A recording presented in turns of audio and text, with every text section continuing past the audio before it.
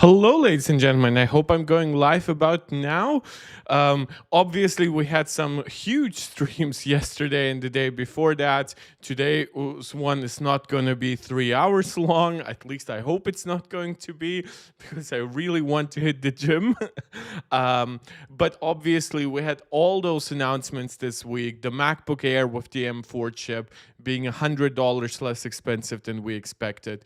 The Mac Studio coming not only with the M4 Max chip that we had already known, but the surprising reveal of the M3 Ultra and what it means to pay substantially more if your higher end part is actually from a previous generation.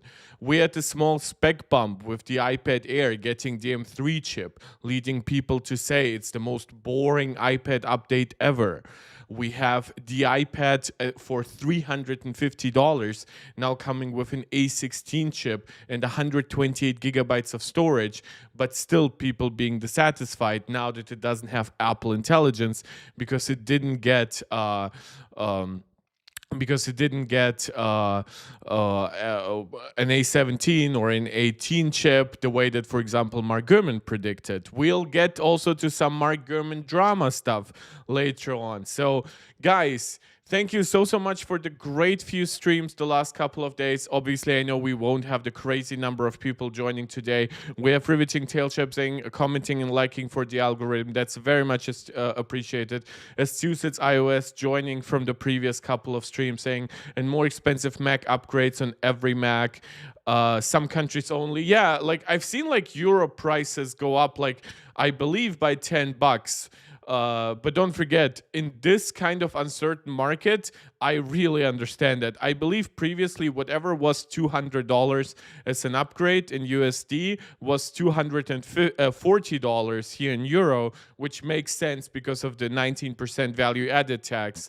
But now it's exactly 250. I haven't checked all currencies, but I wouldn't be surprised if some currencies that have seen even larger declines versus the US dollar now have even more expensive upgrades. I keep saying that on this channel over and over again.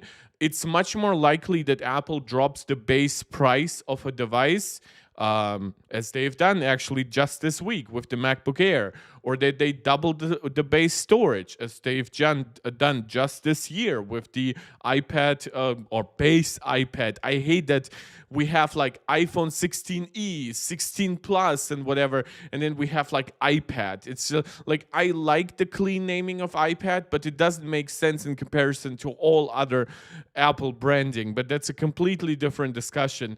But like they doubled the base storage here while still keeping it at $350. They didn't even add like $20. Like they could have easily made it like 369 or something like that. But I always say this is much more likely than Apple significantly dropping upgrade prices, because those upgrade prices are what define Apple's margins.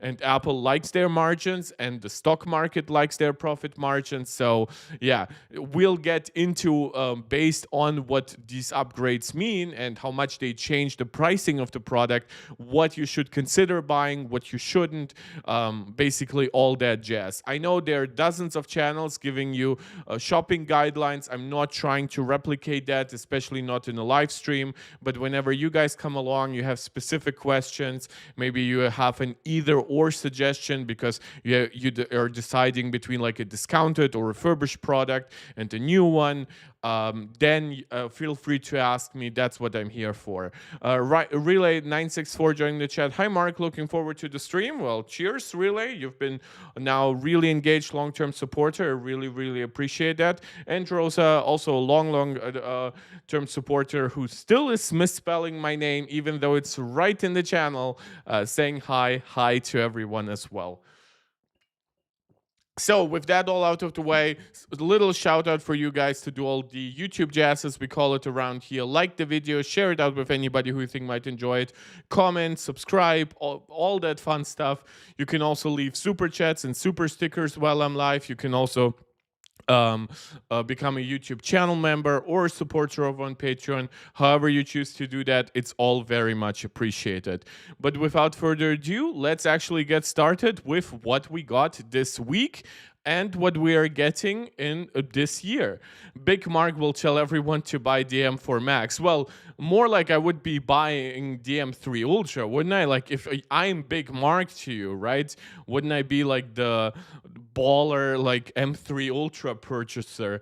But yeah, I do legitimately recommend the M4 Max over the M3 Ultra right now for most people. As I've kept saying over and over again yesterday, if you are somebody who actually knows you can benefit from 256 gigs or even 512 gigabytes of unified memory, you don't need me, a random tech live stream YouTuber, to tell you that you should spend that money.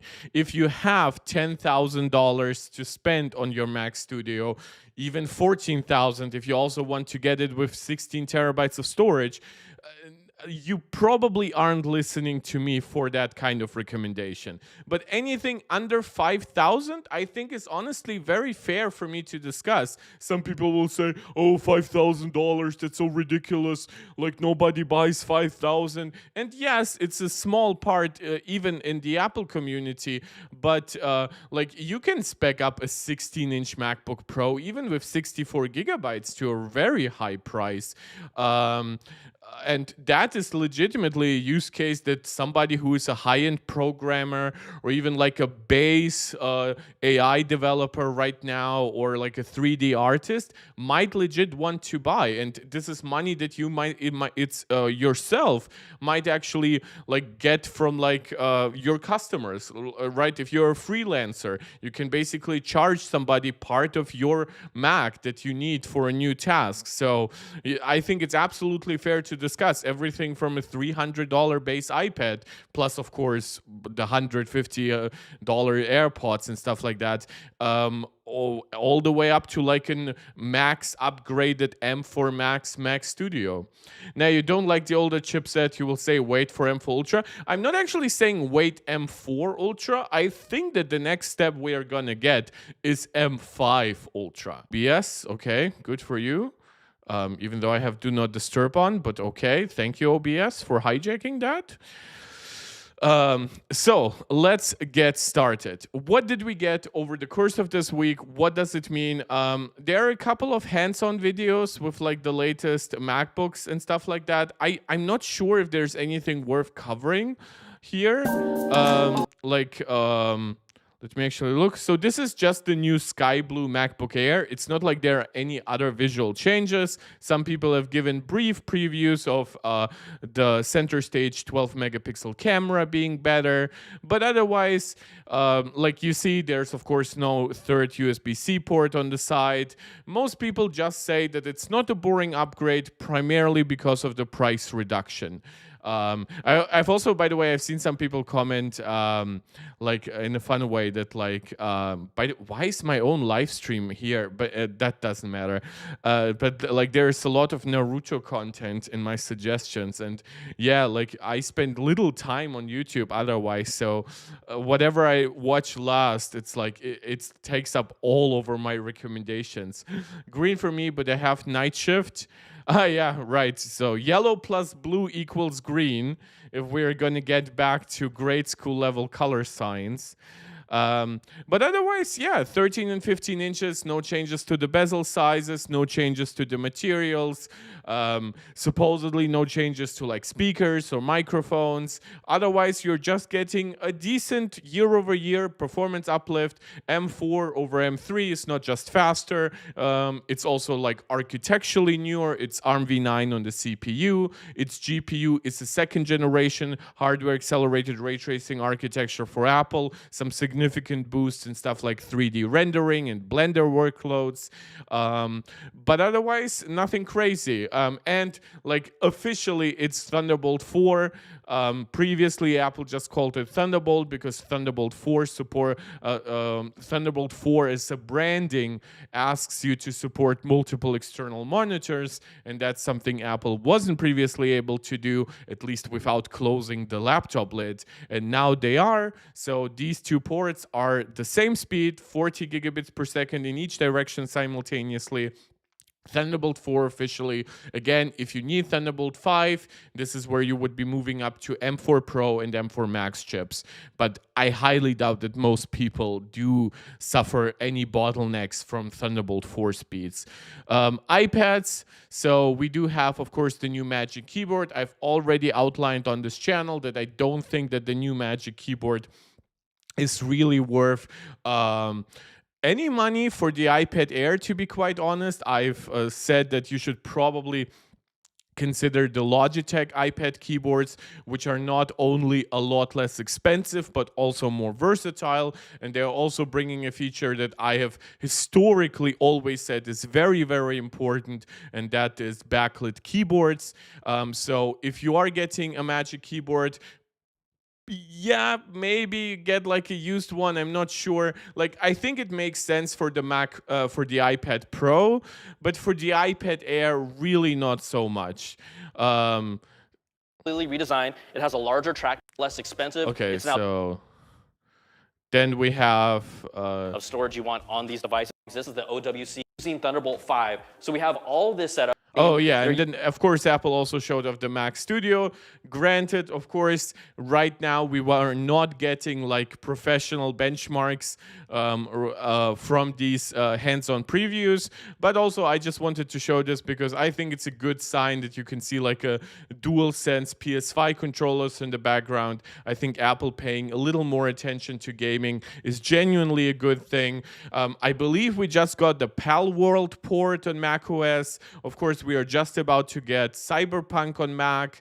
We are getting Assassin's Creed Shadows actually day one on macOS. So while gaming, of course, is still lacking behind Windows and gaming consoles, it is legitimately improving. And with now the situation now doubling the base RAM, I hope that M5 also increases storage, because obviously no RAM in the world will help you run a game if it doesn't fit on your storage. So I hope Apple at least moves up to 512 gigabytes next year on the MacBook Air and other products like that. But in general, I do believe we are in a far better spot for Mac gaming than we have been in the last couple of years. Honestly, if you have a MacBook, I don't think an iPad keyboard might be worth it. That's also true. But this is a different consideration for most people. Like, yeah, I myself have the Logitech Combo Touch, where I do have a keyboard for it, but as I keep showing you guys, whenever I lift up my iPad during the streams, the keyboard is not connected to my iPad like 90% of the time. It's more like a case cover for me whenever I actually put it on. Sometimes I use it, but even right now I could like just move around my mouse and like type on my iPad thanks to like I always forget the difference between these features, but like shared controls or something like that. But yeah, I fully understand. And even for like the base level iPad, this is where I really don't recommend like Apple's, even though I think it's a much more versatile product than the Magic Keyboard, like the keyboard accessory for the base iPad, which I always forget what it's called. iPad keyboards. It's the Magic Keyboard Folio. Even though I think it's a good design that is more in line with that Logitech design that I always recommend, it does so happen that this is just ridiculously expensive, especially if you're getting the base version of the base iPad. God, I hate that this iPad doesn't have sub-branding.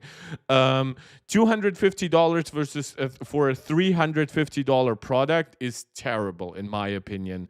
Like, even an Apple Pencil Pro Pro would be pushing it. I think that's why Apple tried to get around that by having like cheap Apple Pencil 1 and Apple Pencil USB-C support on here.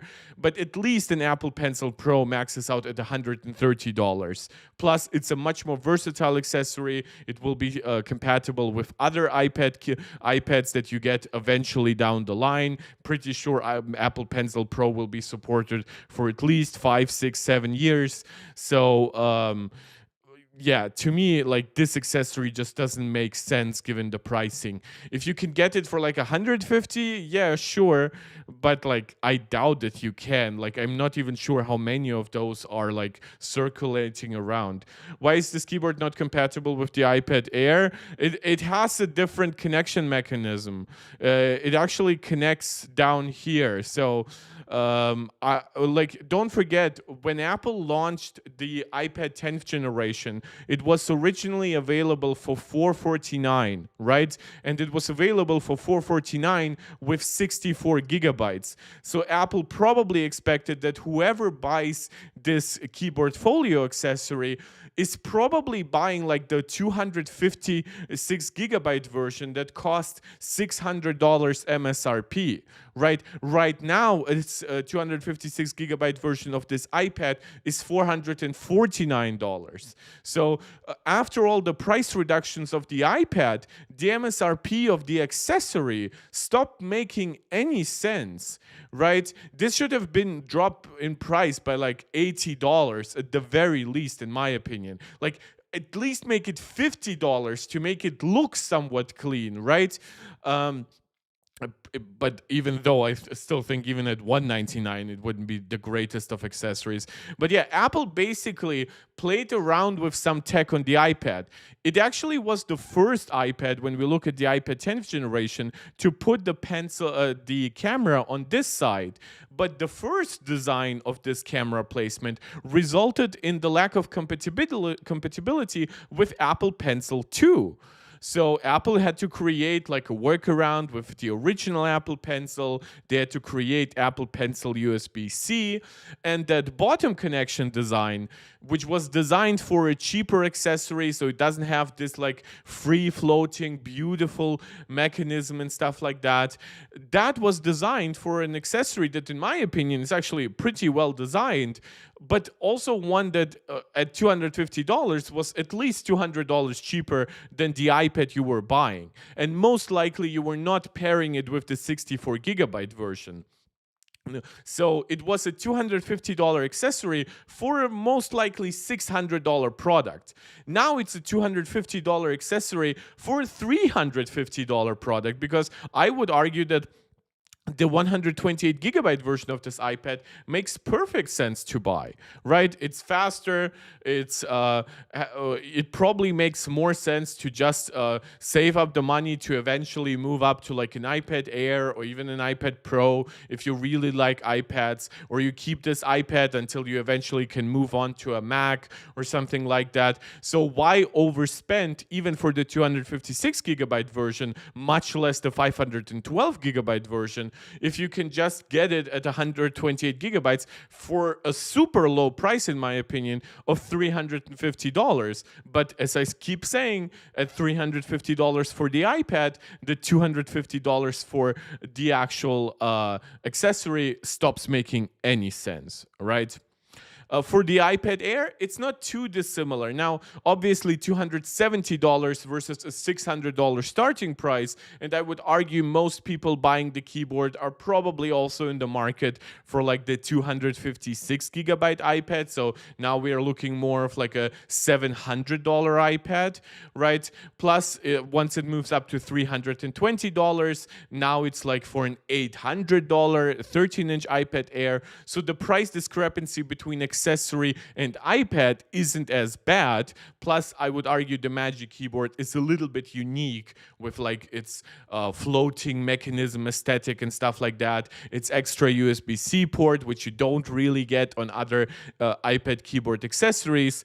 but with shortcomings like the lack of backlit keys, this needed to be at least $50 less expensive than it is right now. Like I have said, this would be a super great accessory at $249 with backlit keys. Without backlit keys, it honestly needs to be just $200. And this one, without backlit keys, with only compatibility with the cheapest iPad, this needs to be like $169, $149. And I'm usually not somebody who like discusses like pricing in like small intervals, but like $50, $60 price differences for things that cost $250, $270 are much bigger. Like to me, when somebody argues, oh, the iPad Air should be $550 rather than $600, and I'm like, okay, wait for a discount, right? It doesn't mean the actual device stops making sense because you believe it needs a 10% price adjustment. But with these accessories, I'm talking about 20% price adjustment. And I'm talking about strong competition from companies that Apple themselves partner with, right? Companies primarily like Logitech, or you're looking at an accessories market, especially once you're willing to consider like Bluetooth accessories. Now you're looking at a market where you can get stuff for like 1/3 the price, right? And at that point, no nicely designed hinge will compensate for that. If you look for the iPad Pro starts at $1,000. So we are looking throughout this at an accessory that is less than 1/3 the price. So that's already a better proposition than either the Magic Keyboard for the iPad Air, which is around half the price, or the Magic Keyboard Folio, which is around 2/3 the price of the iPad it's paired with. So much better percentage of iPad price versus accessory price, plus fully featured haptic trackpad, even larger than the one on here. Aluminum palm rest, very premium design, even better for protection. Choice between black and white, and which I think a lot of people will like the darker version here, plus backlit keys, which especially on the black version is kind of paramount because the black version doesn't reflect as much light from the actual iPad display as the white version will do. So yeah, if you're a baller iPad Pro customer, yeah, the Magic Keyboard makes sense. I myself still bought the Logitech for my M1 iPad Pro, but nobody forced me either way. I could have gone for the Magic Keyboard, but But like this Magic Keyboard with its function row now, and plus stuff that has always been more unique, like the extra USB-C port, I do believe it's good as an accessory. It's a good accessory that doesn't make as much sense on the iPad Air, and it's a almost very good accessory, but one that makes zero pricing sense for the base iPad, right? And speaking of the iPads themselves, let us quickly get that out of the way because those were the first announcements. So of course, we've already lined up the base iPad. You get some fun colors. Really like the blue here personally. As I say, do not go for the 512 gigabyte version. And if you're considering Wi-Fi plus cellular, you might also be better off getting like a refurbished or discounted iPad Air from somebody who got it like with cellular, or maybe you're looking at a store that does like clearance for an iPad Air with M2, so you might pay still $150 more, but you would get a much better iPad in my opinion. M2 versus A16, quite a big difference and stuff like that. So max storage 256. Once you're looking at 512, look at older discounted iPads, get the Wi-Fi version. If you're looking Wi-Fi plus cellular, once again, look at older or discounted other iPads. Otherwise, great. No real complaints. Even with the 256 gigabyte version, yeah, the price per gigabyte for the storage is bad, but considering that at $449 it's still a decent tablet overall, and now you just won't face any storage pressure, in my opinion, is pretty cool. Looking at the iPad Air, again, it's an extremely basic upgrade over the M2. It's also available starting next Wednesday, but you can pre-order now. Same base starting price, same base configuration, still including the 13-inch version. So here, once again, I do recommend sticking to 128 or 256 gigabyte versions. At 512, either wait for discounts on this iPad or more likely look for older discounted iPad Pros. In fact, with those, you can sometimes even get ridiculously nice pricings for 1 terabyte models, which at 1 terabyte will also give you 16 gigabytes of memory. Now, you are looking at spending more money then, like probably a little over $1,000 for a decent older iPad Pro, but you are getting a significantly better package thanks to a mini LED screen, ProMotion, and roughly the same performance between M2 and M3. Cellular, if you're pairing it with 128 percentage wise, it's not the greatest like value. If you're combining like 256 plus cellular, like 850, it's okay. It's about the max that I would spend on this iPad. Of course, paying more for the 13-inch version, but yeah, overall still similar recommendations to the base iPad, where if you're really looking at cellular versions, if you're really looking at high storage versions, now like an older either M2 iPad Air makes sense, or especially an older iPad Pro makes sense, or maybe you're so close to the iPad Pro that maybe you should consider spending a little bit more money than that. Obviously, iPad Pro, don't need to recommend here anything more than I've already done in the past. Both 11 and 13-inch version are, in my opinion, pretty pricey. However, you can get discounts of around $100 or even $150 for them. Don't really recommend you go too crazy on storage. It probably just makes sense to upgrade a little bit sooner down the line. But don't forget, 1 and 2 terabyte give you 16 gigabytes of memory. It's one thing that I wish Apple had adjusted with the iPad changes this week, which is I really do think that the iPad Pro should have gone the M4 Mac lineup route, where every M4 device got 16 gigabytes of memory. And I do believe that this should have also happened with the M4 iPad Pro, especially with the 13-inch version at like a $1,300 starting price plus a $350 keyboard that a lot of people will likely buy with it, plus a $130 Apple Pencil, both of those accessories being very high profit margin accessories.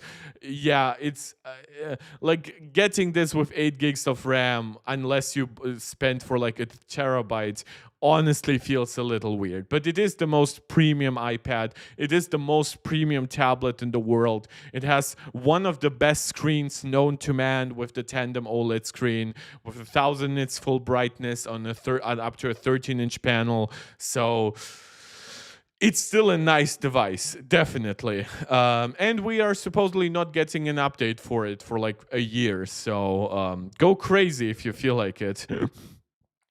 That brings us, of course, to the MacBook Air that Apple announced yesterday.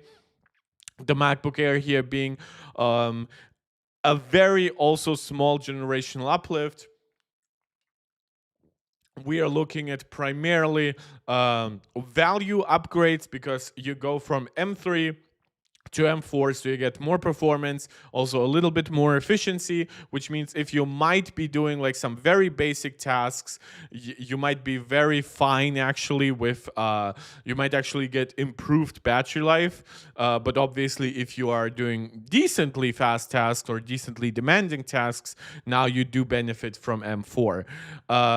Plus, you get the price reduction. So here across the board, my recommendation is, especially for the 13-inch version, really get it with 512 gigabytes. Not only do you get the more storage, which again for $200 for 256 gigabytes is not an amazing price per gigabyte. I absolutely admit that, but you do get the fully enabled M4 chip going from 8-core GPU to a 10-core GPU. You also get the nicer charger. Plus, don't forget, while we did get the nice bump in memory recently from 8 to 16 gigabytes, storage is used a little bit as a buffer for memory in macOS. So in this case, a little bit more storage also results in more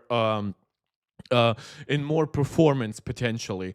Plus, if you're somebody who really fills up your storage, you will get some speed decreases there. So obviously 512 gigabytes of storage do make it much more likely that you won't face that scenario versus 256 gigabytes. Relay 964, since they revealed the chip already with the iPad, we don't have a lot to look for. You mean like when we got the M4 iPad Pro?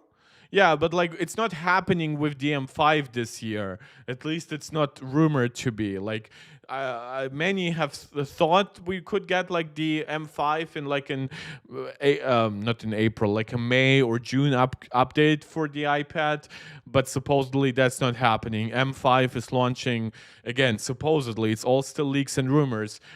September, October, November. So that's Apple's like holiday season. First iPhones, and then either October or November you get new Macs.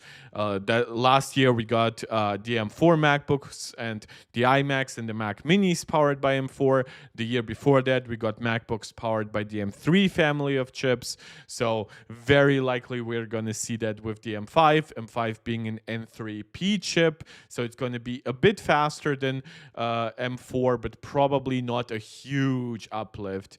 But it's rumored that it's specifically designed for AI and might have a much faster GPU. Which, don't forget, the iPhone actually has 6 GPU cores of the same architecture. Previously, base M chips, so not the Pro or M chips, used to double the amount of compute units, right? So we are kind of overdue, at least to get a 12 GPU core M chip. So maybe an M5 chip that would have like a 10-core bint version and then a 12-core fully enabled version.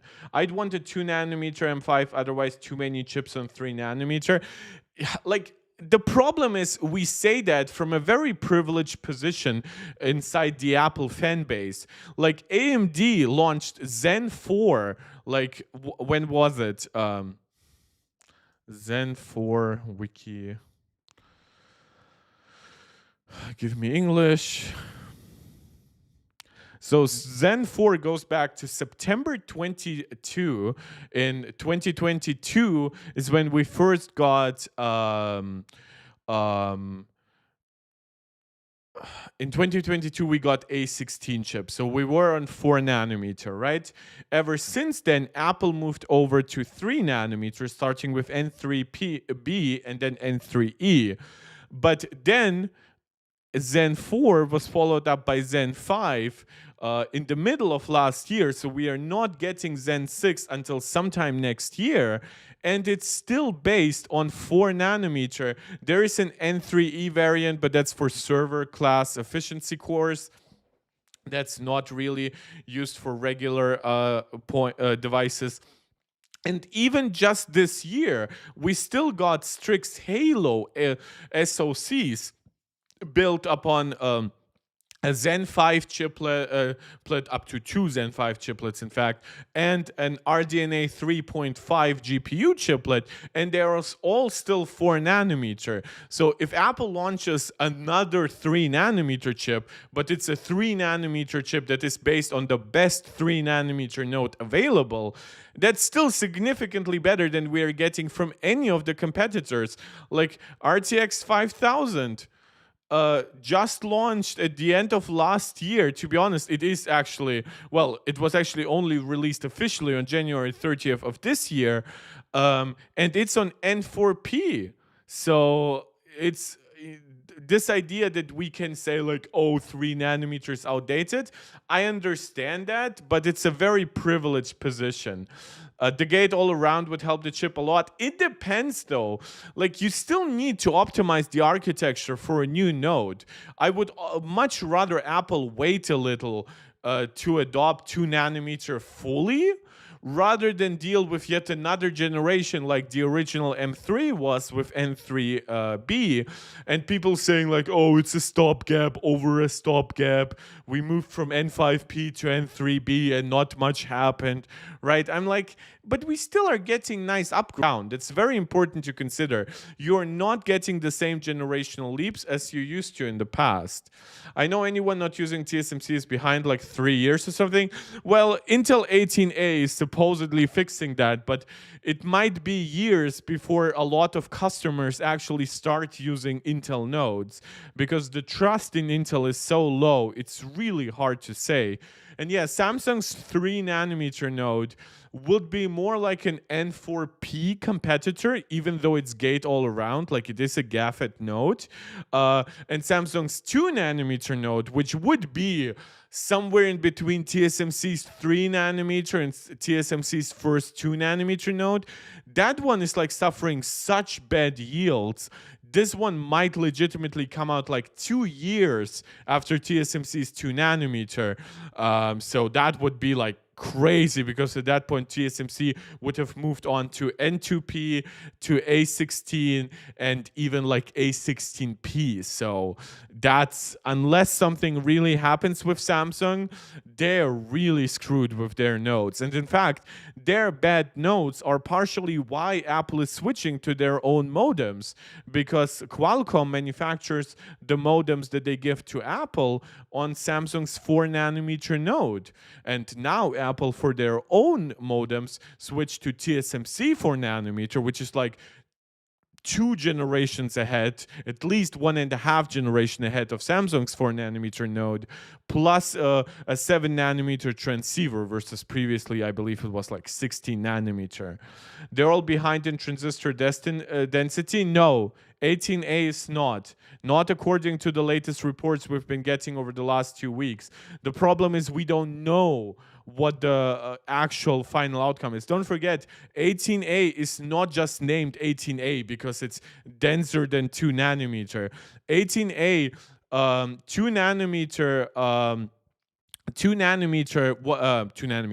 20A was cancelled so that 18A could be accelerated, and 18A features backplane power delivery, which is actually not inside TSMC's 2 nanometer.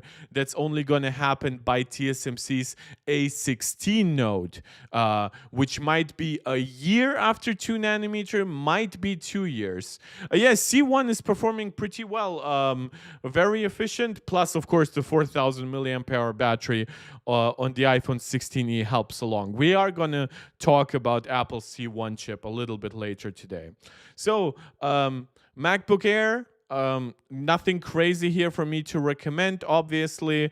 512 gigabytes, get it if, on the MacBook Air. The 13-inch. On the 15-inch, again, you do get a little bit less for the extra money. You only get the extra storage because you already got the adapter and you already got the fully enabled chip out of the gate. But still, I do recommend getting 512 gigabytes. If you really want to save money, honestly, I don't recommend even looking at the M3 MacBook Air. I would recommend looking at like clearance pricing for the M2 MacBook Air, which might right now be hitting like $750 or something like that.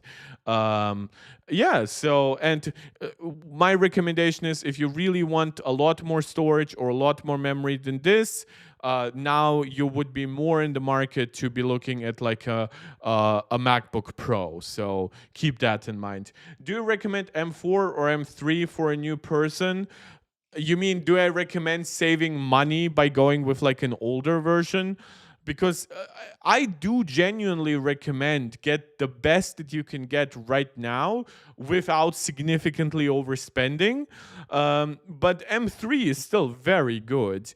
I do recommend, though, for equivalent specs, I would recommend at least a $200 price difference between M4 and M3, more like in the realm of $250. Like especially once you're looking at the higher end configuration, like if you can get this for $1,400, and now you can also get, of course, the M3 version of that MacBook Air.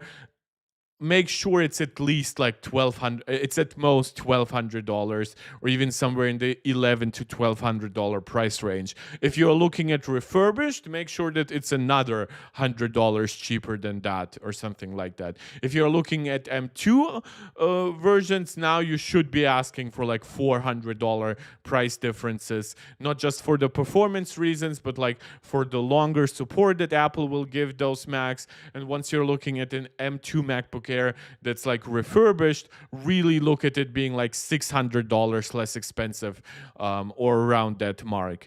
And once again, for the Mac Studio, here there's very little for me to recommend. I do say, if you're anybody in like a real consumer, right, it makes no sense to get the full M3 Ultra here. Sure, you get more performance, but $1,500 is a lot of money. And if you are making money with this device, and your money literally depends like linearly from the performance that you get, yes, now you can consider that. But overall, and this, like, but even here, like, if you really need like a crazy device for LLMs, now you might actually not be too bad off here, right? Getting either well, $7,000 still not crazy for an LLM machine, given how much money people are making with this kind of development work. But like this at $5,600, honestly, you probably would use some external storage anyway with a machine like this. But hey, let's just get it up to around 6,000. And in my opinion, that's really not a bad machine. And if you need more, you know you need more, and you won't need me to tell you that. However, if you are a desktop enthusiast who's also a Mac customer, which, never forget, that's a niche, I actually recommend here to not buy the base model, because I do think that the extra performance here is nice, plus the extra memory is nice, even round up to a full 64 gigabytes. Go with at least 1 terabyte of storage. Yes, you are looking at an almost $3,000 product, so we added 45% to the base price. But unless you're getting this configuration, in my opinion, you should be looking more at like an M4 Pro, M4 Max MacBook Pro, because the MacBook will give you, sure, for more money, a lot more versatility. Plus, on the MacBook, I actually don't even recommend getting the unbinned chip, because the MacBooks don't really handle the extra heat and power consumption too well. So you are actually better off spending less money. While here, I mean, if you are already in the desktop form factor, in my opinion, it does make sense to spend that extra money to get the full performance. Why is there not a MagSafe charger on the top of the Mac Studio, or like AirPower? Because not everyone needs it. It's like there's only so much you can build into these devices without making them like ridiculous monstrosities. We've discussed it yesterday when, was it you, Astuces, where like you said, why is there not a front headphone jack here like on the Mac Mini? And I actually explained to you that the reason for that is because it's on the back, and because this device is more designed for like pro audio equipment. You would probably connect like your speakers to the front, and then on the front you would actually connect to like super high impedance headphones with like an external DAC, right? While on the Mac Mini, you're probably just using the integrated speakers in your displays on your monitors. I'm sorry, my brain just went blank. Plus, you can also use like one little adapter for one of the many for USB-C ports on the back. So, but again, I'm not saying that it would be bad if Apple put an extra 3.5 millimeter headphone jack on there, but now we're looking into discussion. Why isn't the Apple logo MagSafe? Well, once it's MagSafe, does it also have like an extra curb in there so the Apple Watch can also charge in there? Right. Also, like air power. What do you mean? Like air power resulted in overheating just from the charging infrastructure. This is an aluminum body device, which, by the way, would already make it not suitable to be a charger. Unless you cut out a big part for glass, but that would also be a little weird. So I'm not saying I'm against those individual choices, but a lot of the people who buy like this Mac Studio, they will just put it next to their pro monitors and speakers, and they might not even want to have their phone on their wireless charging. They might want to have like a stand for their phone so they can actually look at it, right? They might want to keep their phone just next to them. And why charge your Apple Watch on it if you just can put it on your nightstand at night and keep it on you during the day? So I'm not saying those are bad ideas, but they do become bad once you combine all of them, right?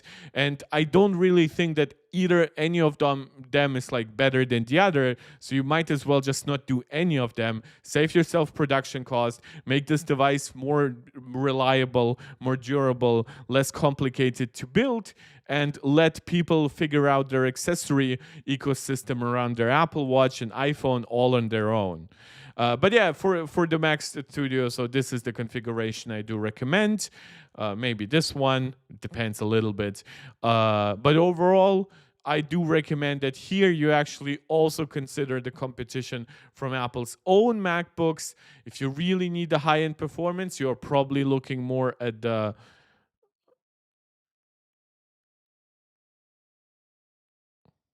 Okay. So this was just a slow animation for some reason. At the $1,600 MacBook Pro, yes, you're paying a high amount of money. I'm not denying that. But here, you also get, of course, extra freedoms like the nano texture display, which is a pretty unique thing these days. Like you get matte finishes on other monitors, but they don't give you the same quality output. Again, you don't need to spend here more money for the full performance unless you want the extra memory, but probably a lot of you are fine with 36 gigabytes. Again, if you are like an LLM developer and you know you need the extra memory, you once again don't need me to tell you that. And while yes, we are looking now at more money, at around what $600 more than the Mac Studio, you do get a full-fledged laptop with a unique mini LED screen, phenomenal speakers, microphones in there, great trackpad and keyboard, phenomenal build quality. So highly recommend you just consider between those choices. Is the top GPU spec faster than a 5090? Depends on the task. My first inkling would be to say no, but it's probably giving the 4090 a run for its money while absolutely destroying it in anything that requires more memory. Don't forget, the 4090 maxes out at 24 gigabytes of memory, the 5090 maxes out at 32 gigabytes of memory, and for anything more, you're moving to actually slower but higher capacity Quadro cards, and now you're paying potentially, let's look at the pricing. What is like Quadro GPU? They also don't have fully standardized pricing, so that's a problem. So RTX, which one is which one? The naming is so stupid here because the name doesn't, like, is it Blackwell? 24. So by the way, you see even the graphics memory is like downgraded from like GDDR6X on the RTX 4090 to GDDR6. Jesus. So you get like double the storage.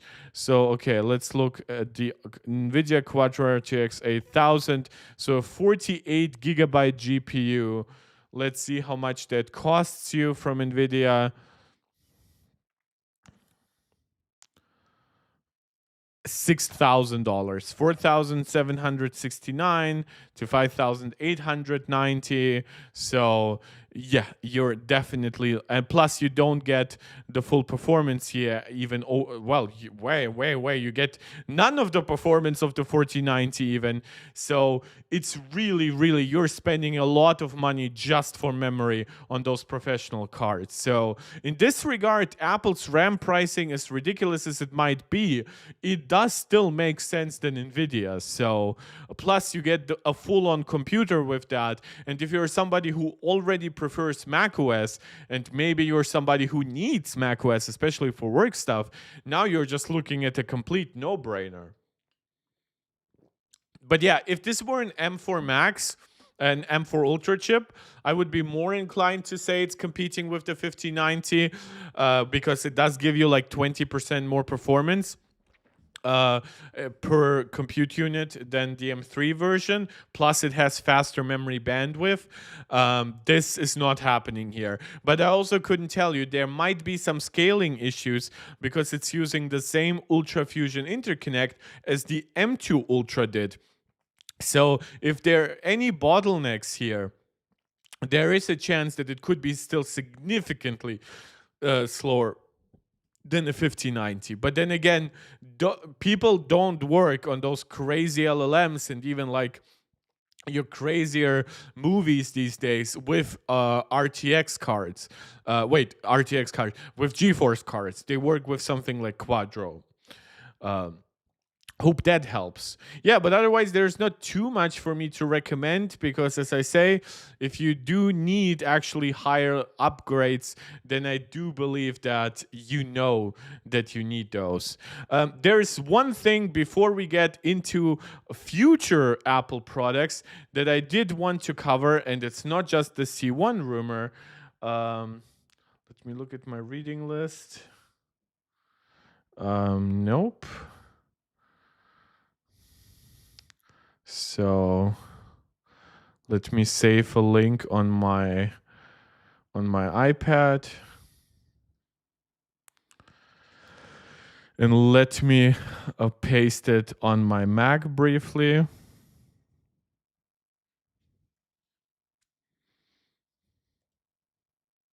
No.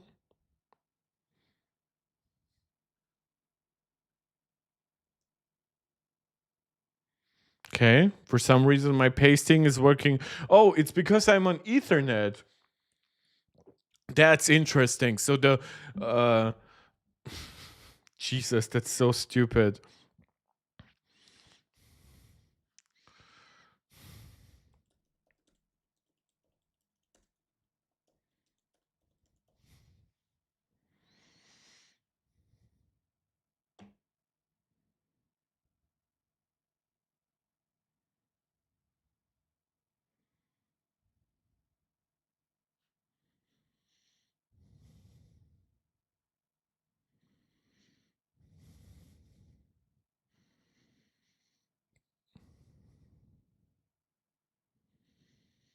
Oh, Jesus. The Daring Fireball website really doesn't make it easy to search for stuff. Damn it. I don't know why. Like, my reading list is broken on Safari on my Mac. I have no idea why. Yeah, it's big mark time, guys. You'll have to deal with that. Like, Daring Fireball. Just give me all the articles. What? Oh my god. Apple pulls advanced data protection. What the actual, like...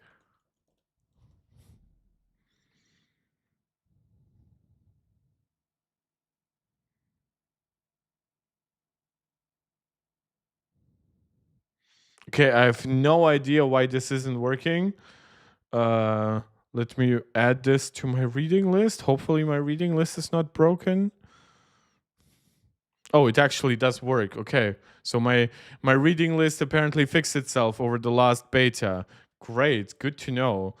could have saved you guys a lot of weird stuff. I'll try to add timestamps in this video. I think this video does makes more sense to like divide than the previous videos, because last few videos I was just talking a lot with chat, and it was basically impossible for me to clearly devise when one topic starts and one topic ends in a video. Jesus. So this is actually a little bit of drama stuff. It's not really something I just felt like including in the title or anything like that. But you guys know John Gruber. Obviously, he's a tech journalist. So he is complaining about something that I have been complaining about for a little while now. And that is that Mark Gurman keeps getting a lot of stuff wrong until he gets it right by the very end. Right. So, and Mark Gurman here is quoting, John Gruber is quoting Mark Gurman here saying, "It's not an Air, but the new Mac Studio, codenamed J575, appears to be imminent. It could be announced as early as this week, along with the new MacBook Airs. There are signs these will come with an M4 Max, but that its new Ultra chip will actually be an M3 Ultra." Now, that's, of course, what actually ended up happening. But John Gruber says that this is a very weird leak to actually have it ready at last minute rather than the weeks and months ahead, where he has been talking, for example, about the launch of the M4 MacBook Air months in advance. And he talked about the M3 or M4 iPad Air also for a while. In fact, he actually committed for a while that it would be based on M4 rather than M3, which ended up happening. And he predicted that the base iPad would get the A17 chip because of Apple Intelligence. Obviously, we know Mark Gurman got those things wrong.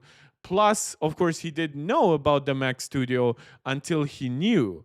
So, according to John Gruber here, he is saying that mentioning something like the code name is a bit of a misdirection from Gurman, and that in fact he did not get this leak from like an internal Apple source, as he most likely usually does, but from the tech journalists that Apple was starting to brief a day or two before those devices were announced. Apple conducted virtual media briefings yesterday for the iPad, M3 iPad Airs, and A16 regular iPads, and the Macs, M4 MacBook Airs, and M4 Max, M3 Ultra Mac Studios. Apple announced the new iPads on Apple Newsroom yesterday, running at 9 a.m. Eastern Time, before those media briefings took place. And then Mark Gurman actually let us know that. So, well, after the briefings, so just the day before that. Gruber also brings us previous examples of that, where he did the same thing with the Vision OS 2.4 news. Apple held media briefings to share this news on Friday, February 14th. But then Gurman reported it on Saturday, February 15th. So basically, John Gruber is saying that Mark Gurman is kind of misleading us on stuff. And there's also a similar article here about the iPad Airs and A16 iPads, where Gruber basically makes fun of Mark Gurman, suggesting, oh, did Apple change the regular iPad from an A17 to an A16 chip just to spite Mark Gurman? Which obviously that is not the case, but yeah, it's just funny. So I'm just trying to tell you, like, I know some of you are very read up on all the leaks and rumors. Some of you are very excited to get the newest information as quickly as possible. But the reason why I recommend taking everything with a pinch of salt is not just because stuff has been gotten wrong in the past. That happens. We all remember like the eyebrow incident, of course, for John Prosser.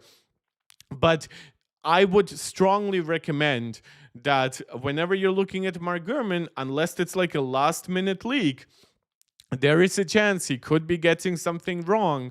And just because he corrects them in last minute does not mean we should retroactively correct his entire record, because clearly whatever internal source he had at Apple and whatever personal predictions he was making as an analyst did not pan out the way he expected, right? So always take stuff with a grain of salt. There's also some interesting stuff actually, like kind of brewing up in terms of rumors. Now we're getting closer to understanding the iPhone 17 Air, the iPhone Fold, and there's also a lot of stuff coming from Min Chi Kuo. So there might be chances where, yes, of course, Mark Gurman is a great source and he often brings up stuff first, but there's also a chance that sometimes he might just regurgitate what somebody like Ross Young or Min Chi Kuo might say, and they might be also in the business to regurgitate what Mark Gurman says, though Ross Young is usually the most reliable one. So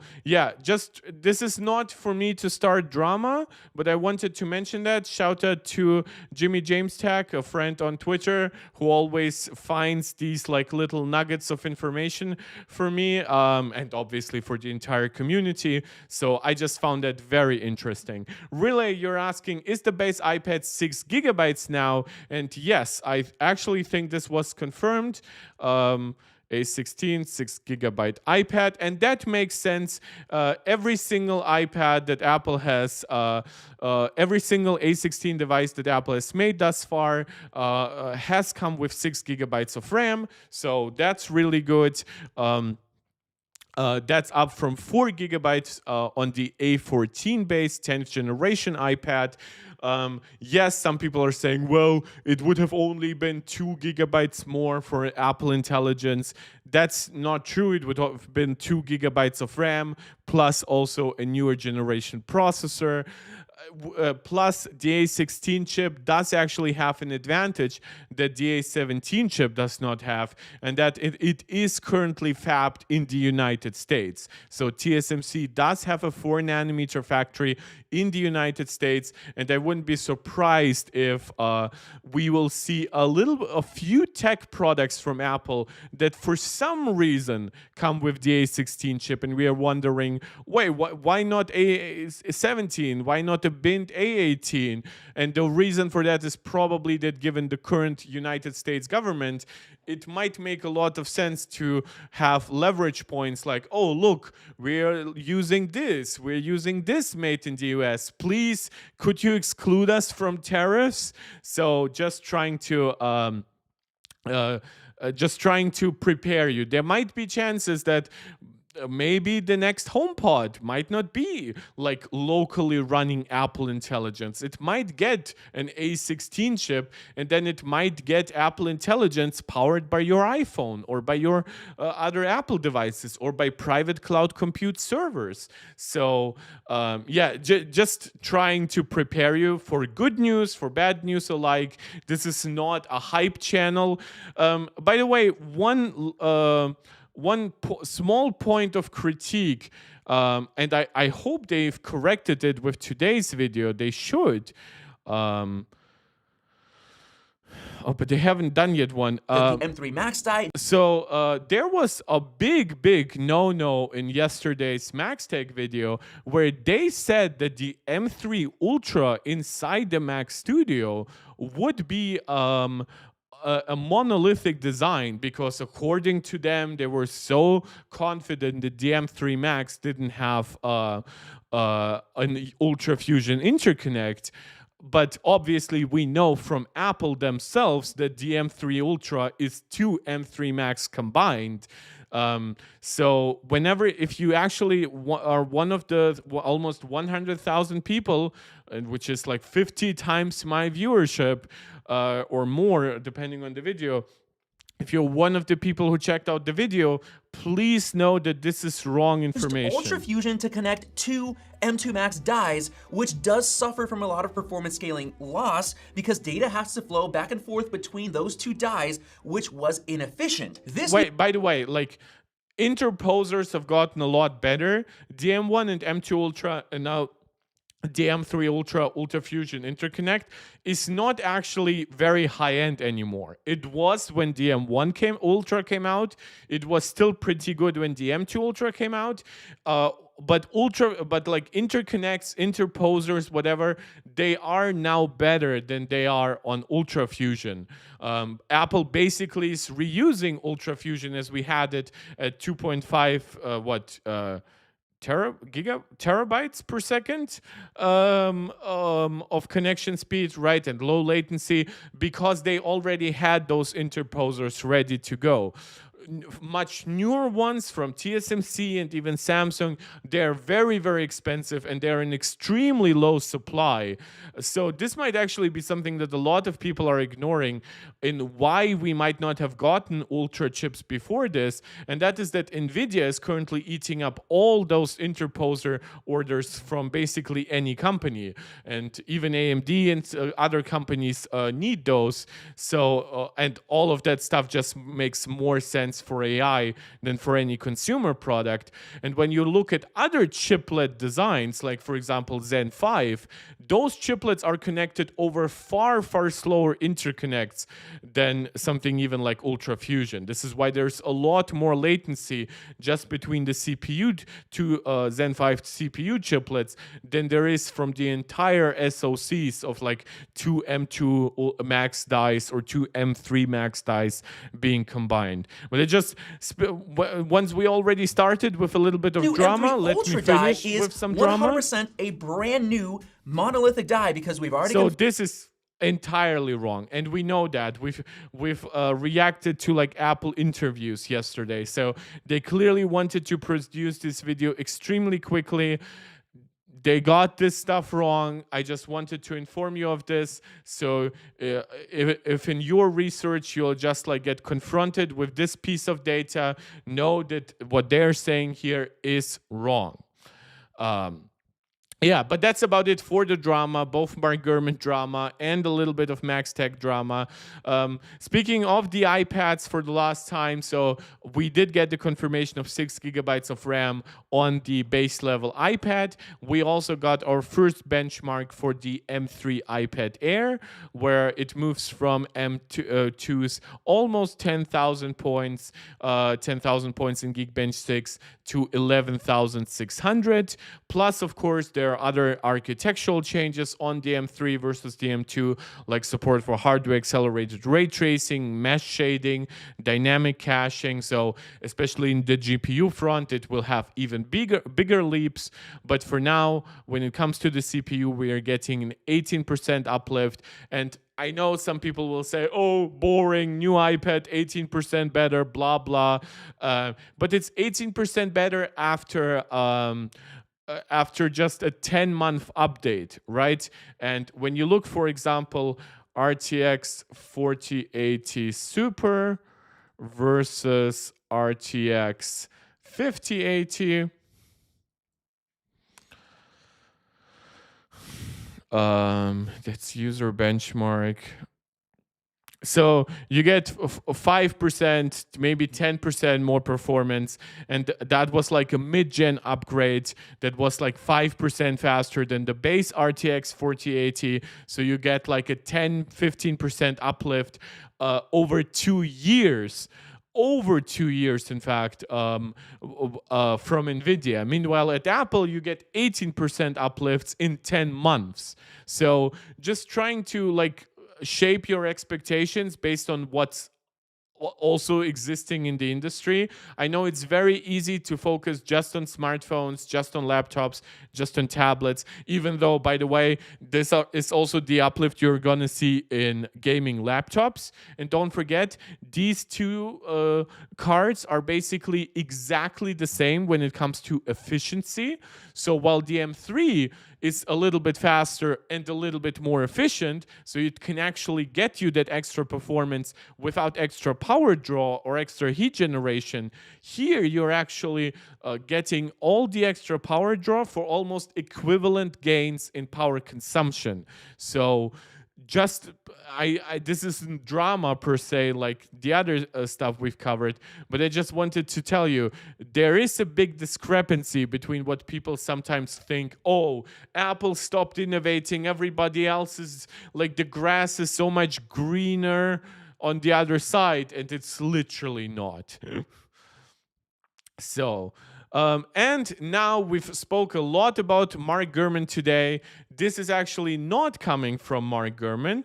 It's actually, we're getting some stuff from Min-Chi Kuo. Min-Chi Kuo commented on two and a half things, actually. First, he commented about the C1, right? Obviously, the C1 is the new first-gen Apple-designed modem inside the iPhone 16e. It's proving to be actually pretty efficient and delivering pretty decent peak performance. Yes, it does not have 4x4 carrier aggregation as the latest Qualcomm modems. It does not have millimeter wave, things like that. And so, of course, it's by definition a lower end solution than what Qualcomm offers, but it is way more efficient than the Samsung 4 nanometer based modem that TSMC currently sells to Apple. And by the way, we also know that the new iPads do not use the C1. So contrary to some reporting that we got, for example, from Mark Gurman, to bring him up one probably last time for today, last year, the C1 right now currently is iPhone 16e exclusive, and there is a chance that we would get it in the iPhone 17 Air. But the previous reporting that we would also get it in the entry-level iPads, including the base model and probably the Air, that did not happen. So one thing that Minchi Kuo is commenting here about is why C1 did not include millimeter wave. He says it's primarily for power reasons. While supporting millimeter wave isn't particularly challenging, according to him, achieving stable performance with low power consumption remains a key hurdle. We've of course seen that Apple manages to undercut the power consumption of Qualcomm modems by like 25% on the C1.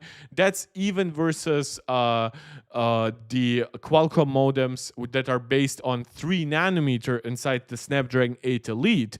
So they're definitely not just improvements based on Apple's use of a better node, but just architecturally C1 seems to be more geared towards efficiency. I would argue this is probably also not as much related to like the actual antenna tech and stuff like that, but Apple is extremely good at designing efficiency cores, and we know that basically every baseband chip has some kind of super low power cores. So whatever cores Apple has designed for the C1 to handle those tasks, and the way they integrate with the A18 chip on and iOS 18 on the iPhone 16e seems to be delivering a nice efficiency boost. And apparently Apple would not have been able to replicate those same results if they had also included millimeter wave. But supposedly they're still working on it, and the C1 refreshed version is under development for mass production next year, aiming to improve power consumption and transmission speed and support millimeter wave. So for a while now, we've heard that C3 is arguably where Apple plans to catch up to Qualcomm in most ways. Probably not fully. I mean, Qualcomm still has like years of development before Apple even entered the market. But if they even get like 95% close, but keep their efficiency gains, then in my opinion, they just have a better modem solution on their hands. Like, I don't care if the peak download speed is 12 gigabits per second if my carrier never offers me more than 4 or 5 or at most 600 megabits, right? So what do I care that technically my modem could go 10 times, 12 times, 20 times faster if I can never get to those speeds? All I care about at that point is how stable is my connection and what's my battery life look like, plus how hot the device gets. So C1 probably becoming a C2 next year will not just be better, but also support millimeter wave. Now, whether or not it means it will support millimeter wave on everything is a different question. Don't forget, even though Qualcomm has supported millimeter wave, when Apple updated the iPhone SE in 2022 to a Qualcomm 5G modem, they did not give it millimeter wave the same way they did give it to every iPhone since the iPhone 12. So there might be a chance here that even though Apple will support millimeter wave, that millimeter wave support might be exclusive to like maybe iPhones 18 and up, maybe just the iPhone Pro models might not come to like the iPhone 17e or something like that. Though, of course, if Apple wants to make the 17e like a really good showcase for the C2, there is some reason to expect for them to go a little bit all out and say, oh, the C2 on the 17e is faster, supports millimeter wave. That will probably get them some nice synergy with carriers like Verizon in the US. And who knows, maybe they will actually try to push millimeter wave to some regions outside of the US, because currently millimeter wave is basically just a US technology. But speaking of Min Chi Kuo, there is also something much, much bigger, and he comments on two devices in one with his latest reporting. Here, primarily talking about the iPhone Fold, but also mentioning one specific piece of technology that we could expect for the iPhone 17 Air. And you can see this is just 10 hours old, so pretty recent reporting. So, how does he expect Apple to position their first foldable iPhone? Well, for one, he says it will be a true AI-driven iPhone. Don't forget, it's coming like way after we are getting LLM Siri and stuff like that. So by that point, Apple Intelligence might have a better market reception. But overall, the way he arguments for it, he says larger screens enhance the AI experience, which really they don't so much. But okay, maybe Siri will like run on only like one half of the display, and then the rest of the display will be usable. Maybe Apple will enable true multitasking on an iPhone Fold, which obviously benefits apps beyond AI, but Apple might just talk a lot about AI. Enabling scenarios like chatting with a chatbot about travel plans while viewing a full map app simultaneously. So yeah, this is basically a pitch for multitasking. It would also become the new top tier iPhone. It's important that these pricing predictions are entirely guesswork. Apple by this point has no idea where exactly they will price this iPhone. My prediction is actually $2,500. Maybe with a few shortcomings, it could be $2,200. If inflation spikes up, could be $2,800. Who knows? I've seen some people like Zubitech on Twitter say it's going to be like $3,500 because Vision Pro is $3,500, and I'm so sick and tired of people who have no idea about Apple technology, Apple pricing, Apple history, who are like, and I respect Zubitech. He does some PlayStation analytics, and he summarizes info for PlayStation stuff. He has gotten stuff wrong that I predicted correctly, by the way. So, but I'm just so sick and tired of people just saying, "Oh, it's Apple. It's more expensive for worse." And I'm like, are we looking at the same company? The MacBook Air just got cheaper with a new chip. The iPad Air got a new chip in less than 10 months for the same amount of money.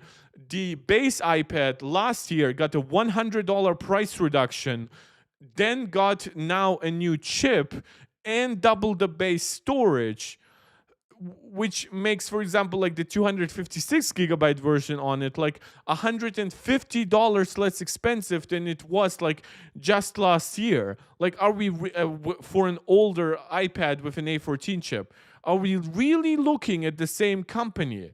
So in this case, Min Chi Kuo predicting decently high prices, that is not bad to me. But when I see people who have no idea, no basic understanding of the matter, come out and predict, oh, it's $3,500. And I get so annoyed by this. Ugh. Really, I tried the Samsung Fold last week. The crease is still annoying. Well, yeah, don't forget, a while ago we looked at Apple is spending money basically primarily on fixing the crease issue, right?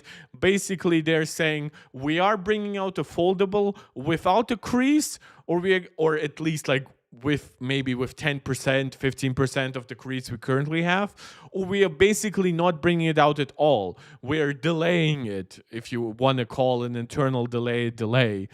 So yeah, but it's still annoying. But Samsung is not the best anymore with the crease anyway. We're supposedly getting a better crease with the Galaxy Fold 7. And because we kind of got a better crease with the Korea exclusive special edition of the Galaxy Fold 6. So, and the Fold 7, it will be basically just that design. Plus, we got the new OnePlus, like the Find N5 and stuff like that. And those devices also have very small creases.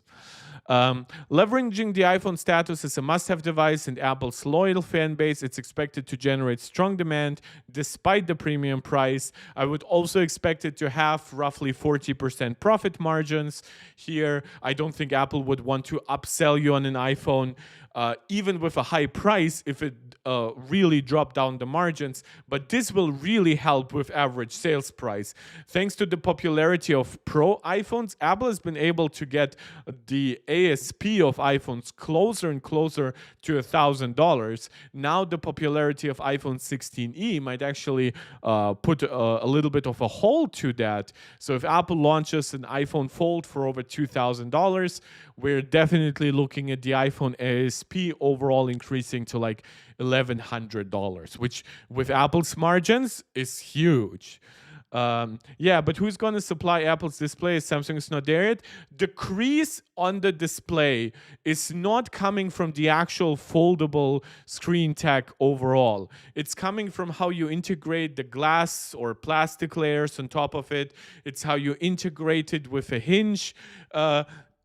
Plus, there are newer panels in general that are optimized for better folding in that regard. So by the time Apple comes out, not only will Samsung be significantly closer to having no crease, especially if they keep a relatively high price on the Galaxy Fold, but their developments in technology like ultra thin glass and their own internal hinges and stuff like that, that will also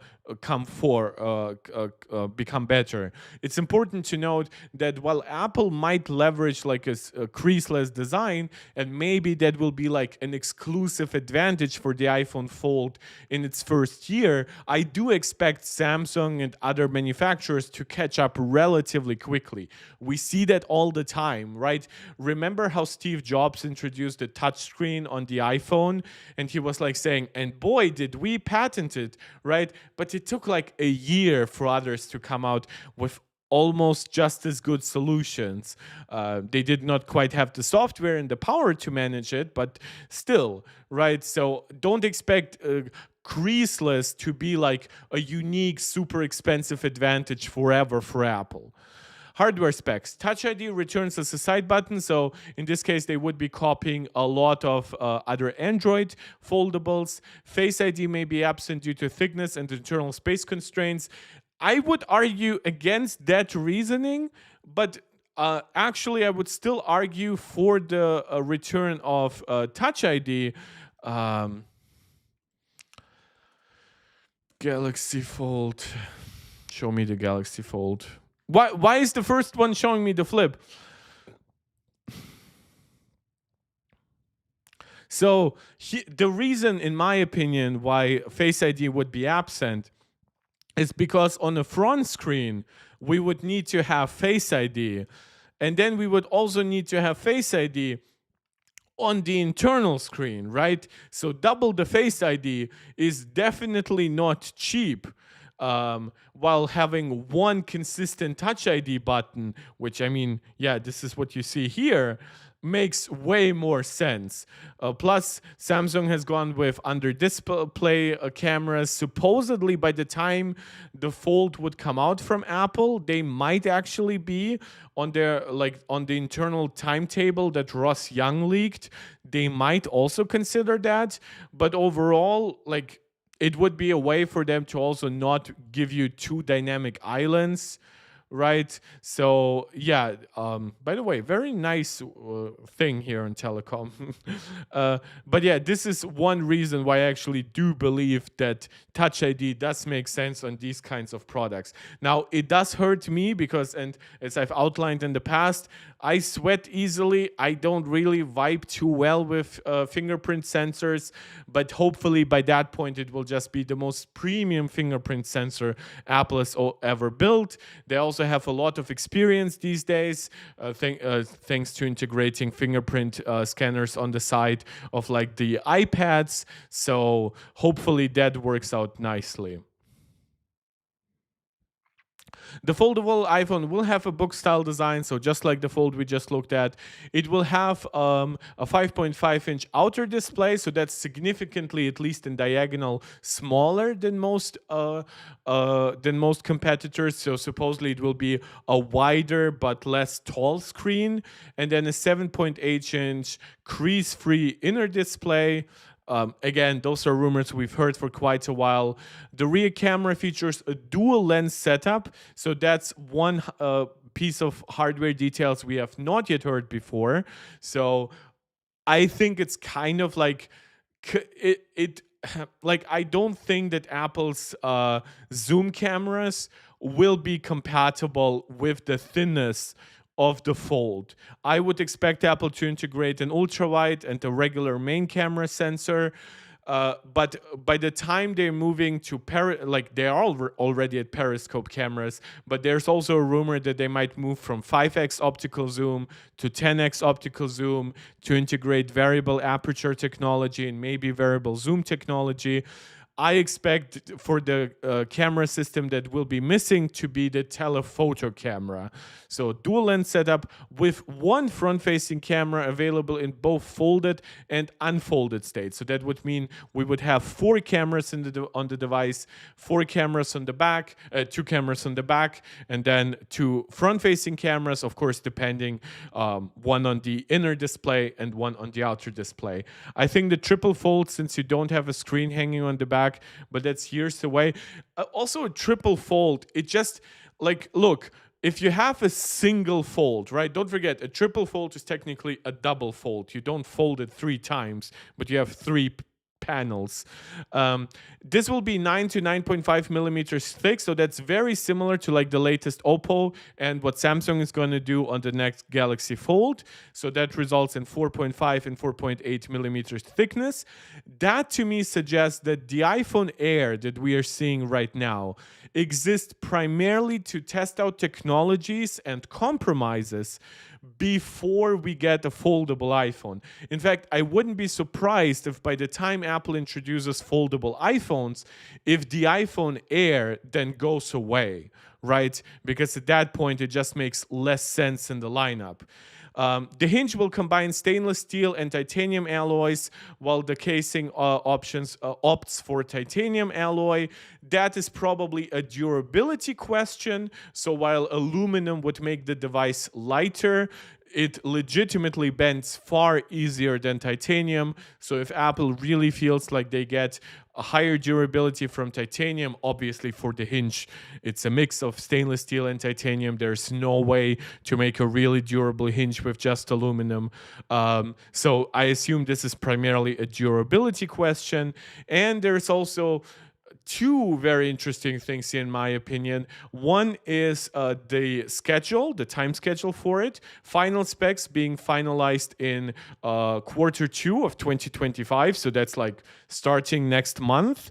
And then basically it will kickstart the whole project in the second half of this year, Q3, and then mass production would be slated for a year after that. So whether or not that means it can actually like launch alongside late 2026 iPhones, or maybe it could launch alongside like a cheaper iPhone 18e in the beginning of 2027, right? That will be interesting. How much Apple manages to actually like meet their internal timetables here. Second generation, yeah, it's really hard to say. Second half 2027. probably means it would then go actually into sales in late 2027 or early 2028. So that would be entirely dependent on how Apple lines up those devices. But basically, the response is don't expect the iPhone Fold for 2 years from now.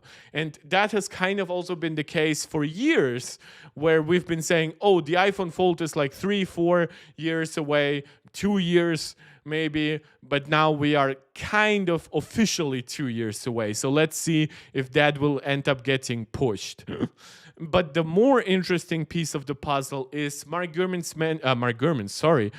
Kuo's mention of this device using a high-density battery cell, the same as the ultra-thin iPhone 17. And he says 17, not like an iPhone 18 a year from now. So, and that to me means that the iPhone 17 will be adopting silicon carbon batteries, as we have now seen from Chinese competitors. I've already outlined several times on this channel why I think that silicon carbon is not gonna be suited for like the Pro iPhones for the next few years. It's just not in enough supply. But for the Air, it's a little bit like an experiment. That also leads me to believe, by the way, that Apple does not expect the iPhone 17 Air to be an absolute like mass seller. And for the foldables, he predicts about 3 to 5 million sales for 2026.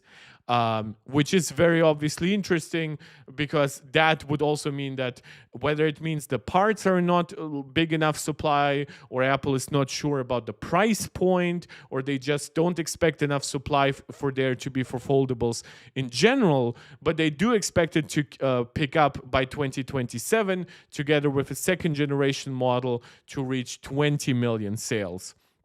So this is all very interesting stuff once you combine it all together, because it does give us also a better understanding of the iPhone 17 Air. If it can actually have like a 15% denser battery, in my opinion, it could then have around roughly 4,200 milliamp hour 4,200 milliamp hour battery, and in that case it would roughly match the battery life of like something like the iPhone 16e, because it has a larger, more higher power consumption screen, but it also has technologies like LTPO and variable refresh rate to actually help it with power consumption. Is that what high density battery means? I don't see any real alternative. The only other tech that exists that would be a potential inclusion here, and it's been rumored for a while but just never pans out, neither on iPhone 15 nor on the Galaxy S23 nor on the Galaxy S24 or the Galaxy S25, and that is stacked batteries, right? So we've had this rumor for a while that Apple would adopt a different physical way of arranging the internal battery, right? Currently batteries are like arranged oh my god, what is this form called? Would it be a coil in English? So basically it's round, and stacked batteries would be like basically like rectangles on top of each other, right? So that can also increase battery capacity, or battery density to be more precise. Whether or not that ends up happening, or silicon carbon, or both, who knows? But for now, silicon carbon is also easier available. We already have a track record of silicon carbon technology in many Chinese devices. So yeah, that's my interpretation of what he's saying. But yeah, overall, also to me, very interesting is that he says it is for the ultra-thin iPhone 17. So that would be also our first array in seeing how Apple handles a technology like silicon carbon. But he also doesn't mention it for any other iPhone, so take it as you will. Maybe I am fully correct in my prediction that silicon carbon simply does not exist in the production capacities to handle something like the Pro iPhones. But maybe Apple is just a cheapskate and doesn't want to do it. You can interpret it however you like. Yeah, so that's about it for today's topics. We've done a lot of summarization. We've reacted to predictions. You see, there are already summaries of these Minchi Kuo reports on other websites. We have tech breakdowns about the latest Macs, like their lack of Wi-Fi 7. My prediction is we are only getting Wi-Fi 7 on Macs once Apple has their own modem out, right? Like the iPhone 17 generation supposedly is getting entirely powered by Apple's own Wi-Fi modems. So, and those are, according to rumors, Wi-Fi 7. So maybe Apple can build those into the Macs, save money. And for now, they're just reusing whatever orders they have from Broadcom. I know some people will say, but the iPhone 16, 16 Plus, 16 Pro, and 16 Pro Max, they all have Wi-Fi 7. They do, but their Wi-Fi 7 is not actually faster than the Wi-Fi 6E is on Macs. So Apple upgraded the Wi-Fi technology without improving the peak download speeds on those modems. So technically, you might have a more reliable, more stable connection, but you don't actually get more speed. Plus, in general, Macs and iPads, in my experience, usually outperform iPhones when it comes to Wi-Fi stuff, primarily because they just have much larger antennas to work with and more power to feed to those antennas. So right now, I wouldn't be crying too much about the fact that those are still Wi-Fi 6E. The benefits of Wi-Fi 7, at least the way Apple is currently integrating it, are not that big.